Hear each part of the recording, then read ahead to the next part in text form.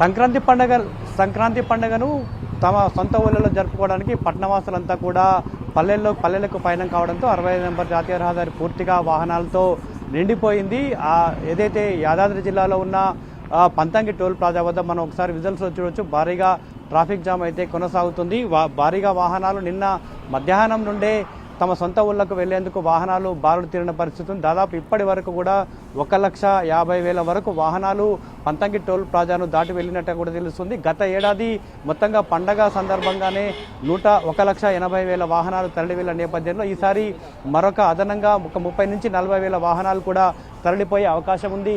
కాబట్టి ఈసారి అన్ని ఏర్పాట్లు చేశారు. వాహనదారులు ఎక్కడ కూడా ఇబ్బంది పడకుండా 65 నెంబర్ జాతీయ రహదారి వెంట వాహనాలన్నీ కూడా సాఫీగా వెళ్లే విధంగా అన్ని ఏర్పాట్లు అయితే చేశారు. దాదాపుగా 400 మంది అంటే పంతంగి టోల్ ప్లాజా నుంచి ఔటర్ రింగ్ రోడ్ వరకు దాదాపు ఒక 400 మంది పోలీసులంతా కూడా ఎక్కడైతే యూటర్న్లు ఉంటాయో, ఎక్కడైతే ట్రాఫిక్ జామ్ అయ్యే అవకాశం ఉంటుందో ఆ ప్రాంతంలో పోలీసులు భద్రతా ఏర్పాట్లు చేశారు.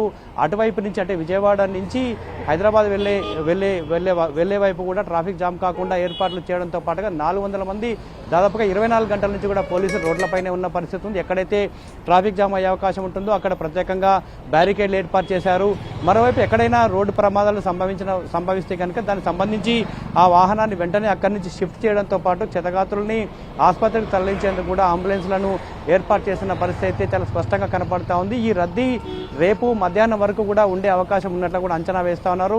ఎప్పటికప్పుడు కూడా హైదరాబాదులో ఉన్న ట్రాఫిక్ అంతా కూడా అంచనా వేస్తూ అందుకు సంబంధించి ప్రత్యామ్నాయ ఏర్పాట్లు చేస్తూ అందుకు సంబంధించి వాహనాలు వేగంగా వెళ్లే విధంగా సురక్షితంగా వెళ్లే విధంగా అన్ని ఏర్పాట్లు చేస్తున్న పరిస్థితి. ఉమ్మడి నల్గొండ జిల్లా వ్యాప్తంగా 65 నెంబర్ జాతీయ రహదారి దాదాపుగా 180 కిలోమీటర్లు ఉంటుంది.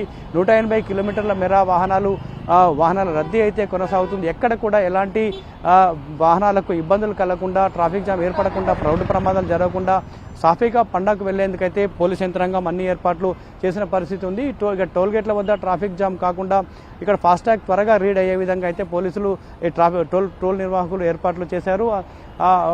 భారీగా వాహనాలు వచ్చిన సందర్భంలో 1-2 సందర్భాల్లో మాత్రం టోల్ ప్లాజాల వద్ద అయితే వాహనాలు నిలిచిపోయిన